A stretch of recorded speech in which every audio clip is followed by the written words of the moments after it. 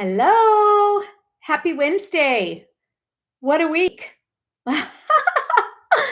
I'm going early a little bit today to see how we do. If we get anybody else can join us.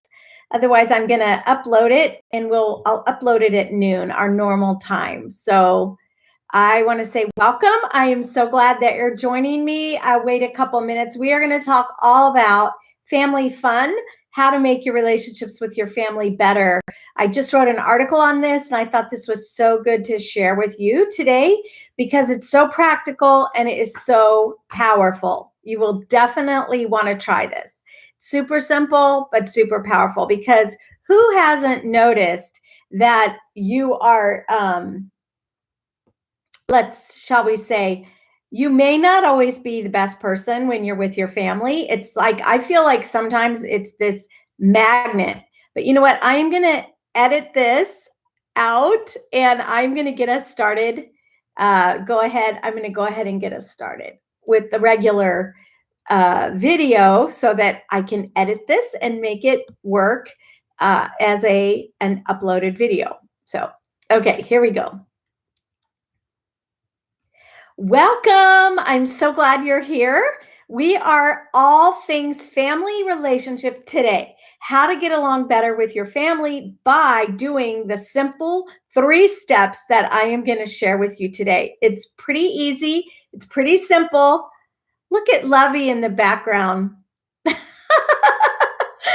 It's not a stuffed animal. It's a real live dog, but she is sound asleep. What a riot. Yeah, I'm talking about her. She didn't even budge. Look at her there. You see her? There's her whole body. There's your laugh for the morning. So I wrote an article on this earlier today, and I'm like, I want to share this with you because I think it is so important. When we think about being around our family, oftentimes we get stressed out, we get anxious. There's sometimes when I'm around my family, it's like this magnet kicks in and it sucks me back to being 16 years old, and all the ways I thought and all the ways I acted when I was 16 just pop out. Have you ever noticed that? Is this how you feel? Well, let me give you something you can do that will help you avoid that. And I want you to picture a family situation coming up. We're ending up the summer, maybe Labor Day ahead, or maybe we're watching this in the fall and you're going to be having holidays. And so you're thinking, oh boy. And when you think about the upcoming event, you get all stressed out, your heart rate goes up, you get a cold sweat, your brain just goes into overdrive thinking, how am I going to handle this again? You know, all these negative cascading effects happen. And so what I want to recommend you do are 3 simple things that if you do these 3 things, I promise the next interaction you have with your family will go better. I've used this myself with good success, and I think that you can too. So step number 1, are you ready? Step number 1 is I want you to take a few minutes, maybe 5 minutes, and I want you to write down exactly what an ideal event would look like for you. I want you to write down exactly what it would look like if you had all the happy things happen when you were with your family. You and your siblings played a game of Quirkle and laughed out loud and enjoyed each other. You talked about a touchy subject, which I shall not say out loud in this video. You talk about a touchy subject in such a way that everybody felt heard and everybody felt seen and appreciated and valued. You were able to talk with your parents about something maybe that was really bothering you guys, and you had always been avoiding the discussion, but in this envision that you're writing out, you talk about it and you're able to deep dive into it, and you're able to really hear what they say and they hear what you say, and you feel more loving with each other when the conversation is over. Maybe you play a game of touch football and everybody is laughing and having so much fun and enjoying each other, and you're laughing at each other and with each other, and it just feels so good and your heart just feels so full and so happy. Maybe you have a delicious meal and you all bring your favorite dishes and you just savor them. Or maybe you bring your favorite dishes from your childhood and you enjoy them together with happy memories. And you're talking about those happy memories and you're reliving those happy memories and you're laughing at the stories and you're crying at the stories. How does that sound? I want you to write it down. What is your own personal ideal experience with your family? Just write it all down. You may have to set a timer because once you get started with all that, it's easy to go on and on and on. So I want you to write it down. Secondly, before you do anything else, I want you to do a breathing exercise that will actually reset your parasympathetic nervous system.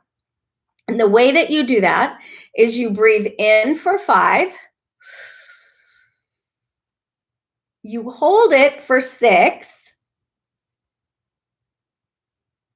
and then you breathe out for 7 through your mouth. Breathe in through your nose, hold it, breathe out through your mouth. It's 5, 6, 7. You can remember that. It's really easy. Do that 3 or 4 times. What happens is you reset your shoulders, you're just kind of reset everything, and there is a physiological reaction that happens when you do that breathing exercise, and it is amazing. You will feel so much better just from that one exercise. So that's the second thing you're going to do. First, you're going to write it all out.